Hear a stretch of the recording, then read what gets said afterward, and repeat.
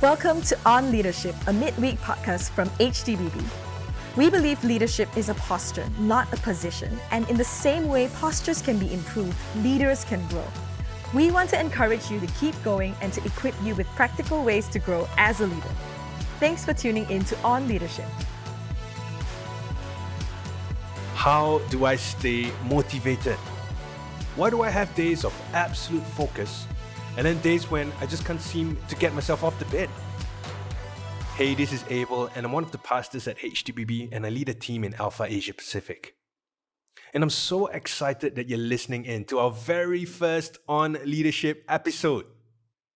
You know, weeks before this episode was launched, we asked a number of people in HTBB Church from all walks of life, both Christian and non-Christian, what are your most frequent leadership questions? At the end of the survey, we found the results so interesting. This topic on motivation was one of the highest voted. It's no surprise, really. For most of us, our life rhythms, activities, and goals have been remarkably disrupted. And when the goalposts keep changing, the game kind of becomes demotivating. If you're listening to this in January 2021, you would be living in what feels like the 13th month of 2020. It seems as if this roller coaster of uncertainty, rage, and fatigue won't seem to end. None of us paid the ticket for this ride, but all of us are strapped to it. And almost 1 year into it, any sense of novelty or excitement at what could be may have been lost. Perhaps you may even have felt this ironic combination of change fatigue and no change fatigue. So how do we stay motivated? The first thing you need to know is by asking this very question and listening to this, you already have motivation. You may find it hard to believe now, especially if you're feeling particularly flat or distracted today. But you need to know today that you've been given the powerful gifts of a will and imagination. You may not remember it, but you were born motivated. And I mean literally. A little over a year ago, I witnessed the birth of a human baby. And it was one of the most dramatic displays of motivation I had ever seen. The doctor said, "Your baby is ready to come out." And what I saw next was a blur of colors. The green bed sheets, the red blood, the metallic tools, and then a blue little face that looked a little bit like me, my newborn son. And almost like a miracle, this blue little face turned bright pink as my soggy, squashed up looking son let out this piercing cry. In his very first minute of life in this world, Levi was already motivated to breathe. And if you think about your own leadership journey, you'll find that you've had many moments of exceptional motivation and focus. Moments when you channeled your will and aligned your actions with your intentions. Moments when you did what you knew was right and good. In fact, just take a moment right now to think about this past year. Remember a particular moment when you were exceptionally motivated. Where were you in that moment? What was it for? Take 5 seconds or pause this for a moment to imagine that feeling again. I don't know what that moment was exactly for you, but I can tell you what it is made up of. You see, motivation is made up of 3 things: a heightened demand, a deeper purpose, and an increased momentum. To put it another way, a motivated person is moved by a compelling need, a clear vision, and a sense of progress. Number 1, every motivated person is captivated by a heightened demand. Nothing is more demotivating than low expectations. Having expectations is like drinking water. Too much of it and you may throw up or fall sick. Too little of it and your body shuts down. Every motivation begins with a raised demand. It's the why to your hard work, the reason why you wake up, the sign in the sky that turns Bruce Wayne into Batman, or that radio call that turns Peter Parker into Spider-Man. So to find your motivation, ask yourself, who really matters? And what really matters? For most of my life, I had this notion that disciplined people are lovers of pain. People who seem to have a lot of discipline in them were like a different species of humans. They could wake up at 5 a.m., jog 10 kilometers before breakfast, then cook breakfast for their 5 kids and start work at 8:30 every morning, smashing every goal. But what if discipline is less about something that is delayed, like delayed gratification, and more about something that has arrived, like a newfound love or a deeper realization of what really matters? One of my memories from kindergarten was overhearing my teacher saying to another teacher, "Abel is not very bright or hardworking." And when it came to books and studying, the only time I was motivated was when a demand to study was placed on me by my mother, not by myself. So I didn't exactly have a great start to my school. But one day at school, I sat next to a boy who would not stop reading in his free time. It was the strangest thing to see someone at my age, at 8, loving to read on his own without being made to.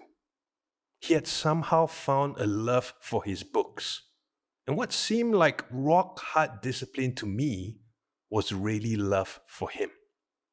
See, it's easy to assume discipline is a product of resilience. But what I learned from my friend was that true discipline is really a product of love. What I love, I have discipline for. For most of my working life, I never had the discipline to wake up at 5 a.m. to work out or to get started with the day.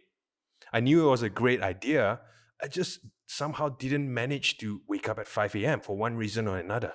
It was just too unachievable a goal. But when I became a father, I didn't have any problem waking up at 5 a.m. anymore, especially every time Levi cried. The goal hadn't changed, but the demand did. As a Christian, one of the most interesting mentions of discipline in the Bible is found in a passage called Hebrews 12, where we're told that Jesus, for the joy that was set before him, endured the cross, despising the shame. Jesus didn't do the difficult thing by foregoing his joy. He did it for his joy. He was motivated by love. So to find your motivation today, ask yourself, who is depending on me today for me to be my best self? See, motivation comes from demand. Your existence is a gift to someone else. How will you live for them? Some of the most motivated people I know, striving for the loftiest of goals, have the nearest demands. It's been said that soldiers would say that they may have joined the war to fight for their country, but they stayed in the war to fight for their brothers in the trenches. If you are today bracing yourself for a difficult task at work or struggling to show up, you may find new strength by asking, who am I working hard for? Instead of working hard for the deadline or for that grumpy boss, what if you worked hard for the example you want to show for your child or to make a colleague's life a little easier? So motivation comes from a heightened demand. That's number one. Number two, motivation comes from a deeper purpose. And your purpose has more to do with your roles than your goals. Your calling is more about your character than your credentials. Your character is more about who you are than what you do, even though what you do is a consequence and evidence of who you are. And who you are is more about your roles than your goals. You see, goals are important. They give us a what to aim for. But roles go deeper than goals. They give us a who to aim for. Goals can be demotivating when our environments change, when the goalpost shifts. But roles ground you and give you a centeredness when the world shakes. You see, roles last longer than goals. In fact, they ensure our goals are right. Isn't it interesting that before Jesus gave his disciples that big, hairy, audacious goal of spreading the gospel, he first gave them roles? The turning point of the disciples' lives was not when they received the Great Commission, but when Jesus said, "I no longer call you servants, but friends." You see, your goals always come out of your roles. So invest in your role today and align your goals to your roles. You know, I've come to realize resolutions are good, but only if they build towards an identity. Any goal we set for ourselves will never outlast its effect on our identity. Most goals fizzle out anyway if they're disconnected from your role. But the ones that build toward your identity, that build toward a sense of person, become powerful, powerful goals. And gym owners know this well. It's been said that the two largest categories of new gym joiners are people about to get married and people who've just broken up. Expert marketers know the power of roles. They know the power of a message that tugs at who you are, not what you can get. It's the amateur marketers who sell you what you can get, a cheaper price, more space in your car, more content in your bag. That's effective, but not as powerful as selling you who you can be. You see, the expert marketers sell you an identity, a role you can have. So what does this look like on a day-to-day basis? Name your roles. Describe the characteristics that allow you to embody your roles well. Write down who you want to become for the people around you, the people that you love, the near and the dear. Then with your roles still fresh on your minds, zoom into the day and write your goals for the day. You see, a purposeful year comes from purposeful months. A purposeful month comes from purposeful days. And a purposeful day comes from a few minutes at the start of every day, of connecting your role with your goals. Win the day, and you will win the months and the years. I found it really helpful to think about who I am and want to be to my wife, my son, my colleagues, and thinking about what I must do in relation to who I want to be. Here's what you can practically do every morning. Find a pen and paper and write the top 5 roles you play every day. Make them aspirational. Loving husband, present father, empowering COO, fun colleague. Write the practices of these roles and then ask, what will a loving husband do in my context? I'd write, maybe he'd wash the dishes every time he passes the kitchen sink, knowing how the lockdown has added an extra burden of responsibility for my wife. Then from the practices you've written, you can write your quantifiable goals. For example, today I wrote that I would do 100 push-ups and squats over the day. Because over the years, I've realized how exercise aligns with my role of being a present father. I didn't used to see exercise that way, but after a while I realized how exercise helps to keep me alert and sharp. Every time I exercise, on those days that I do exercise, I find myself more present and focused, sharper at my work, and more present at Levi. And so my role to be a present father naturally aligns with my goal to exercise. Start with your role and practices before you plan your goal and outcomes. Then write them down and put them in a visible place. Finally, motivation comes from increased momentum. This is the best advice on motivation I've ever received. Complete something small as early as possible at the start of the day. The keyword here being complete. See, motivation comes from a series of small completions. It's this progress that then builds into a sense of momentum when you finish small things and when you build one completion on the next. And with each completion, you then gain the confidence and energy to complete the next.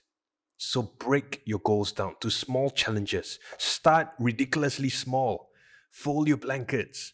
Send an encouraging text to a colleague. Put in the laundry. Then when your work starts with the momentum of already completed tasks, take on 2 or 3 bigger challenges. Everything big is a series of small things. So focus on these 3 things to stay motivated in your day. Number 1, lean into a heightened demand. Demand more of yourself. Don't underestimate what you're capable of. Remember that motivation comes from demand. It's either demand put on you or demand that you're putting in yourself. Number 2, clarify your purpose. Write down the roles that you have and how your best self will live them out for others. And finally, number 3, increase your momentum. Finish something small as early as you can every day, and you'll find yourself getting used to finishing more things over the day. Remember, motivation isn't just about getting things done. It's about getting the right things done, and that includes rest at the right moment. I hope this has helped you, and well done for listening till this point. Keep going. We're rooting for you. And until the next time, God bless. Thanks for listening to On Leadership. We hope you found this episode helpful. If you did, why not share it with a friend or post it on social media? Whatever platform you're listening on, don't forget to like, subscribe, or follow and turn on your notifications to receive more great content from HTBB.